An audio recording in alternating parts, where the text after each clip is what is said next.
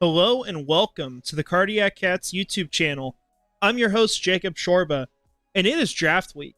It's time for us to knock out our last few videos before this thing kicks off, and one of those videos to wrap up our predictions series is who I think the Jaguars will pick in the 2024 NFL Draft. So we're going to go through this. It is not going to be off a mock draft simulator, anything like that. I'm just going purely off of where I think players will be available, what teams I think might be moving around, and who I think Jacksonville might like.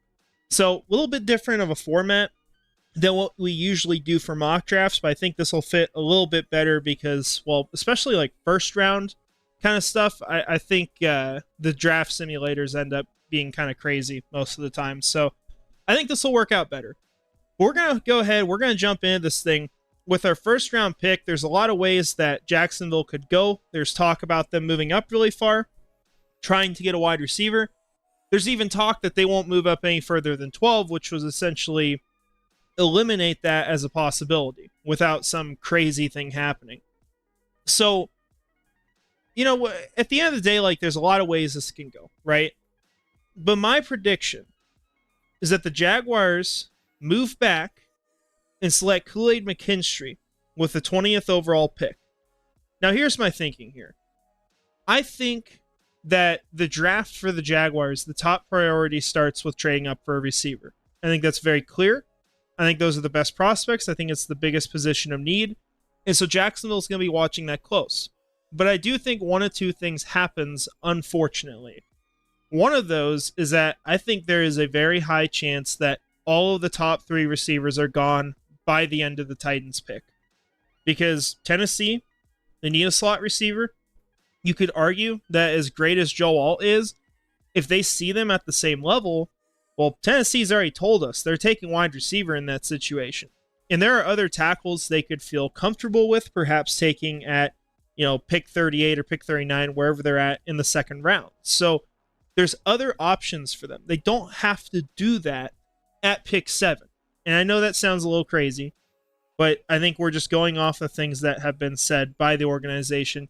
And Malik Neighbors could be a fit for them. You can make an argument that he might be the best option they'll ever have at slot receiver in the next 10 years. So maybe that's how they look at it. You also have heard things from the Giants about Rome Odunze. There's a good chance he goes there. But even if one of these players sneaks through the cracks and gets the pick 8, assuming that Atlanta's still there, I know there's tons of talk about the tampering charges and maybe they flip their first rounder. Maybe they just lose their first rounder. We'll have to see what happens. But with where things are right now, I think Jacksonville would definitely be one of those teams trying to trade up. I just don't know if they offer enough, to be honest. Because we know that they're stingy with trades. We know they try to set it up to where they can't lose. And it's going to take a lot to move up to pick 8 or pick 9 from 17. I think it costs you your second. And I think it costs you a pick that's either late day 2 or early day 3. So there is a big cost to making that move, which is well worth it. But I don't know if Jacksonville gets it done. So if you miss out on those top guys, I don't think they move up for another player. I mean, Quignon's possible, but my expectation is that Atlanta ends up going cornerback. Maybe they move back a few spots and do it. And I think the Raiders, or a similar team, might end up taking Terrion Arnold. I think he's gone before 17 because he ends up selling himself to one of those organizations.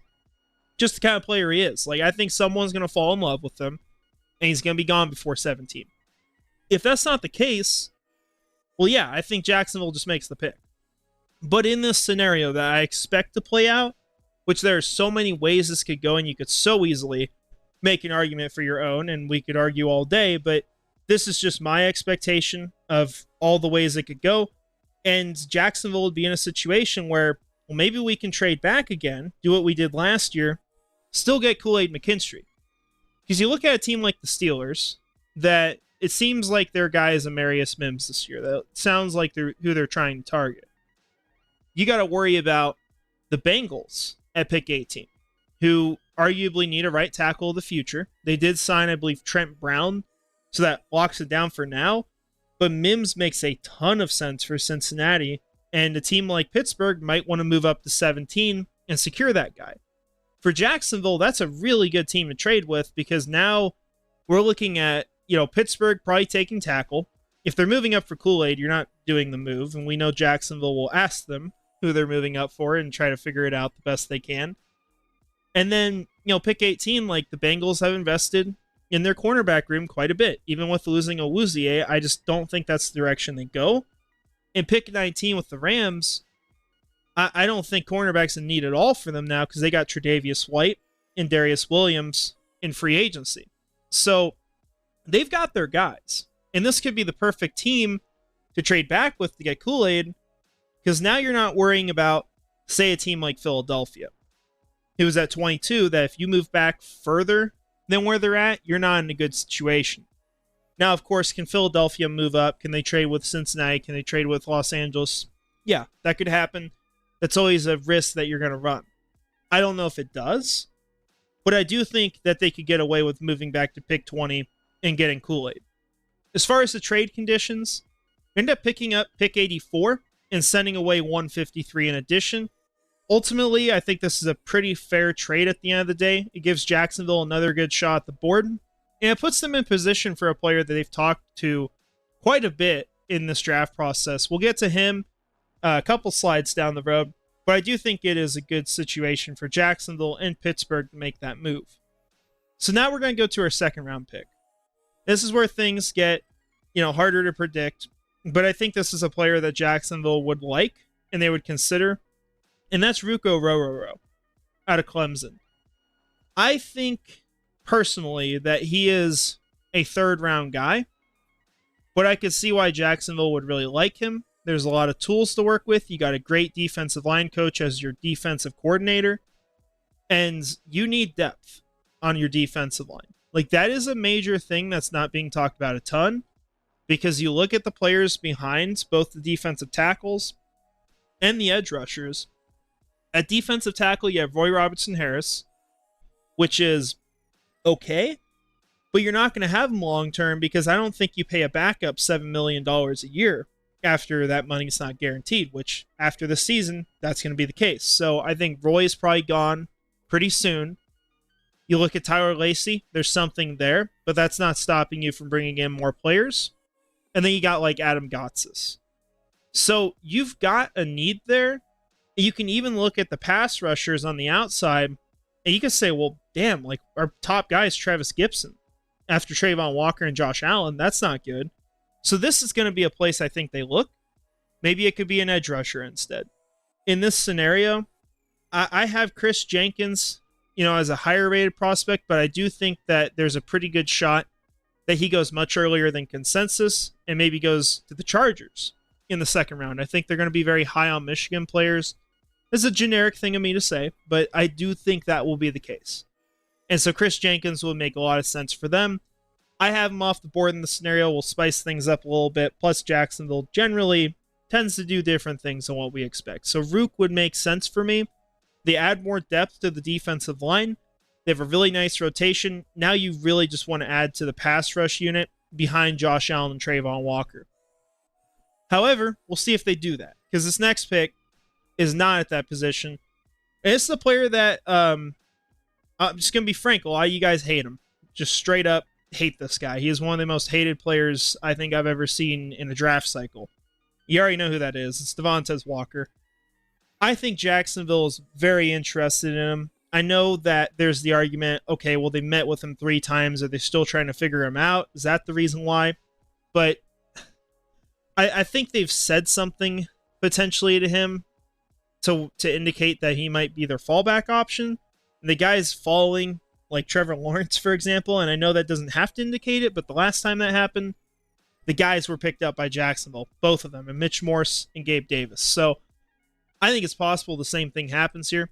That does not have to be the end-all, be-all, but this is right around the range where the Jaguars might be taking a player like this. I think looking at what Devontae Walker can offer and the floor for him, I think he's at least a backup. I think he's a good backup. That's worst case scenario. Best case scenario, he comes into a team with other weapons, which I think Jacksonville has. He's your starting Z receiver.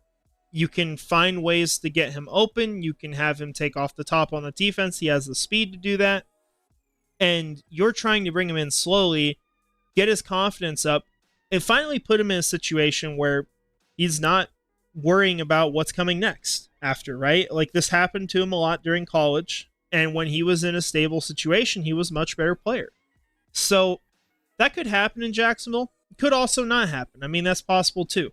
At the end of the day, I think there's a very high bust potential for Devontez Walker, which is what will push him down the board. But talking about pick 84, like, do I think that's worth it? Even if he's not the top player on my board, like, I think that's fine at this point. I think this is where you want to take him. He's probably going to fall in this range. I think it would make a lot of sense for Jacksonville to pick a player like this. There's some other really good receivers, of course, too, that maybe Jacksonville is interested in that I would have higher. I know a lot of you guys would have higher. An example of that would be Javon Baker, who we all pretty much think is going to be a very good pro. I don't know if there's indication, though, right now from the Jaguars that they're going after a player like Javon Baker. I also think Jalen McMillan could be a really sneaky player. Maybe he can play Z for Jacksonville, play a little bit outside, and pull into the slot a little bit, maybe when Christian Kirk's not on the field, or he kicks outside. Like, that's possible too. But there's other players, we can argue are better. I just think that Devontez Walker is someone that they like. I think he's someone that makes sense. I think this is the perfect range for him to take a shot on because, well, at the end of the day, like, if you miss, it's not the end of the world. You still got your guy in the first round, moving from 17 to 20. You just got that 153 upgrade to 84. And let's just say you stayed at 17, you had 153. If you miss on 153, it's not a huge deal. So I think Jacksonville feels very comfortable in the situation getting a guy like Walker. So now, with these 3 picks, you look at the roster, I think you've hit 2 immediate needs in cornerback and wide receiver.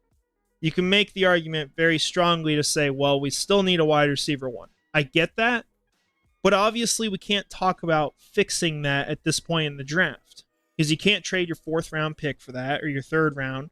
You're not going to find that guy super easily on day 3. It's possible that you find a guy like that, but if you find a Puka Nacua, well, he's probably going 2nd round now. I mean, it's just the reality of it. So maybe there's a player. We'll see as we go through this, but I think Jacksonville at this point would feel like they've hit most of their needs. They would probably feel like they've hit on players that are high on their board. And now you still got a lot of selections to work with. You got 96, you got 114, you got 116, and you even got your 2 picks in the 200s. So we got 5 picks left to work with here. So going on to 96, which is another important selection for the Jaguars, I have a more developmental player for them that could end up being a really good starter, although there's things that very much concern me with him. That's Roger Rosengard out of Washington. Well, the thing with Roger Rosengard is I think that he has some aspects to his game where he is incredible. Like, there's very good stuff to him, especially his athleticism, one of the best in the class. The thing that scares me with Rosengard, and I'm going to be straight with you guys, like, I'm not afraid to say these aren't great picks, because this is predictive. It's not what I would do at the end of the day. I'm just telling you what I think they'll do. I'm telling you who I think they like, and what I think could be realistic. But Rosengard, if he falls here, and he probably will come close, I think the issue that I have with him is that I just don't think he's a super physical player. Like, he just doesn't feel like someone who's going to put someone in the dirt for the fun of it. That's the main issue I have with him. I don't think he plays with physicality on top of that. I don't think he has enough strength. I think he's someone you got to bring in. You got to develop him. You got to get him stronger this year. Then maybe next year, he could be a starter for you. He could be maybe that right guard of the future. I know he played tackle. I do think he'd be better inside, though. Just my personal thoughts. But Rosengard makes a lot of sense for the scheme they have, for the sake that they want to develop guys around this range. That's the buzz we're hearing. It's probably going to be offensive line, around that 96, 114, 116 kind of range for Jacksonville. So Rosengard, I think, makes sense to fit that, although Would I be a huge fan? Not really. I mean, the potential's there. I just wouldn't expect it to work out with him, but we'd have to see, of course. I think this is a player they'll very much like, though, and would be a logical pick around 96 if he's still on the board, and one they'd have a hard time skipping. Now, with those 4 selections, we are now into day 3 of this mock draft. In a 114, the Jaguars are going to stay put, and they're going to add to that defensive line rotation, specifically at the edge position. They're going to add Muhammad Kamara. I don't know 100% for sure if Jacksonville is super high on Kamara or not, because the account that was saying that way back, which has gone pretty deep, and it seems like there's a good shot that it's Trent Baalke. We're talking about Twitter, by the way. The Broad Dog 4 account and all the ones before that. Like, it seems like that's either Trent Baalke, or it's a family member, or it's someone within the organization. So I think it has at least, at bare minimum, some connection. And the 2 names they threw out very early were Guyton and Kamara. So I do think they would like Kamara. I think they could see the potential there. And he could end up being a sneaky good player. I don't know how to project him personally, which is why he's in the hundreds for me. He's actually ranked very similar to where he goes here. But I just don't know how to project him, because he could end up being sneaky good and being a great pick at this point. He could also end up just simply not working out, not getting snaps on the field. You know, who knows at the end of the day. But I do think that they would like Kamara. I think especially for the other edge rushers you look at here, I don't think there's going to be a ton available once you get to like pick 114. So that's going to be the pick here. Curious to see what you guys think about him, because I know there's some people who love him. Actually, I would say probably more people love him than not. And then there's some people who just, they're like, yeah, he's 6'1.5" or whatever. He's not going to be good. And I might be over exaggerating how tall he is too there. I don't remember his exact height, but I know he's short. I know that's a major issue. Now, with pick 116, get to our next selection. Something Jacksonville did last year, which was how they got 114, was they traded with a team that really wanted to move up for a player and was willing to give up a future pick and accept that at the end of the day, the trade was probably going to be against their favor, but they were going to get someone who they felt like was a great value for where they were picking. So like last year, the Saints ended up picking a quarterback at 127. We got 227 back that year. We also got 114 this year because they sent us a future 4th rounder. So in this scenario, the Rams were one of those teams that was looking to move up. What I did there, because 116, you compare that to what the 4th rounder would be for Los Angeles next year. If the Rams win a playoff game, then we're guaranteed to get a worse pick, right? And I think that's probably about where they sit, as being a divisional round team. So because the value of future picks goes down, what I ended up doing here was I ended up having the Rams send one of their picks, in the 150s, 160s to get this deal done. Maybe it's a little rich. Maybe you move back 155 a bit. I cannot recall every pick the Rams have, but that's what we have done in this scenario. Because you got to accept that this pick in the future is probably a little lower than 116, and it's a future pick which devalues it a bit. But at 155, with us getting back on the board here, waiting about 40 selections after taking Kamara, I went with left tackle Walter Rouse, who took over this last year for Anton Harrison once he left to Jacksonville. Walter Rouse has some good athletic tools, good physical tools. He's got things to work with. I don't think he's a starter right off the bat for sure, but Jacksonville is going to need an air swing tackle. You could argue Rosengarten is perhaps that. I think he could end up being that right guard they train up. Well, Rouse could be their future tackle, as in the swing tackle. I could see them liking him. I could see them also liking some other players. Javon Foster could be another one you could throw out here.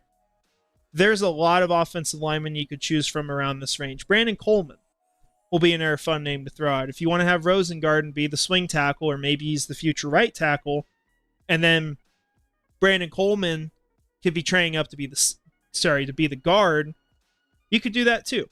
But in this scenario, I went with Walter Rouse. They go back to Oklahoma, and that could end up making a lot of sense for Jacksonville.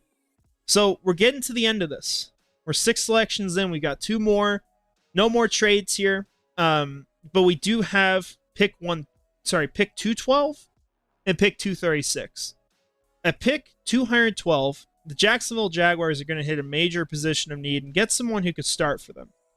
And we're talking about kicker, obviously, because what other position are you going to get at this point that's going to start for you? It's very unlikely to predict that. But we went with Joshua Carty here. I don't know where the kickers go. I don't know how early. It could be 4 guys off the board by now, and you got nothing left at 212, for all we know. So I just went with Carty. I think he's a good kicker. He's accurate. He's got a big leg on him, too. Stepped up in some big situations as well. These are things you're looking for. But he might be one that falls down the board because just from my very limited knowledge of the kickers in this class, Reichard set records at Alabama. That alone might be enough to get him to go do a team before everyone else. You could also look at, I think it's Cam Little out of Arkansas, where he's got a lot of tools to work with. He's got the power. He's got pretty good form. And so they could end up taking him over Carty. Whatever kicker it is, I don't know. I know this would probably be my personal preference, though, as far as kickers go in this draft, because I think he's got all the tools. He's been good. There's just not really that big concern that I'm worried about with Carty, which, who knows? I mean, it's a crapshoot. He could just come to the NFL and suck for all we know. He could also be the next great kicker. But we're going to take a shot on someone, hopefully late in this draft, who has some tools to work with and was good in college and can take over that starting job and be good long term, especially since our coach won't be kicking him, and you won't have to worry about him having mental damage done to him like another guy we know. Still love you, though, Josh Lambo. You got rid of Urban Meyer, so got to give you a shout out there. But our final guy here, we get to 236, and this is really a point where Jacksonville's just going to take the best player on the board. A guy that we've heard they're interested in potentially is DeAndre Prince. I'm not sold that Prince is like this early day 3 guy. I know there's some hype around it, but I just don't see that on film. I think he's got some tools, but I do think he's a liability in some ways. I don't think he's great against the run. I don't think he's got great size. Maybe like the length is okay, but I'm just not sold on him as being this great player, and I could see him falling maybe into the 200s, and he could be your example of a guy who falls around this range that they really like. Hell, I mean, you could also throw out a guy like Tanner McLachlan, who could be sitting around here. There's other names that we can look at that might be available for this last selection, but the point of this is just to say that the Jaguars would end up going after their best player on their board, regardless of position. You don't really need an outside cornerback that bad, right? Because you've got Kool-Aid now, you got Tyson Campbell, you've got Ronald Darby there as well, Monteric Brown, but they're just probably going to go with the best player, and I could see that being Prince late in the draft. So those are our 8 picks. So just to kind of wrap this up for you guys, we started off, we moved back because we didn't have that situation play out where Jacksonville could get a receiver. It's possible they're way more aggressive than what I expect. But I do think if I had to guess what happens, it's probably more likely than not that they end up staying put, maybe making a small trade back. So we went after a player we know they like in Kool-Aid. We got Ruko Rororo, so we got another defensive lineman. We got Devontae Walker, another player they're interested in. And then we just started hitting on some of these trench players. Get Roger Rosengarten, who could be gone much earlier than that. I don't know if he is. That could definitely be one that's far off as far as the consensus. Kamara is an edge rusher you could definitely add to the mix. Could end up being your number 3 guy at the end of the day with how little there is in that room right now. And then just get in there Oklahoma tackle, getting your kicker of the future, and picking the best player at the end. But that's what we did. We got a future 4th in this as well. Don't be shocked if Jacksonville does move out of a pick and does something like that this year. I could definitely see it. They did in the past. And hey, it'd be exciting. We get another 4th rounder we can mess with in mock drafts for the next year. But obviously I'm joking a little bit saying that. But I could see them doing something like that. It's possible. But we'll definitely have to see what happens. Right now, It's afternoon on Monday. We've got, what, 3 days until the draft, which is crazy for me to say. We're almost there. So I'm really excited to get to it. We're going to have more content coming out for you guys this week. I do have a video planned next where I'll be talking about who I would draft in the 2024 NFL draft, at least my top option. Also have a mock draft on Wednesday. That'll be my final one of what I would do. And then Thursday, I'll have a video out with my final thoughts on the 2024 NFL draft before our live stream that night. So really excited to get to it, guys. Thanks for watching. Hope you have a great rest of your day. And finally, go Jags.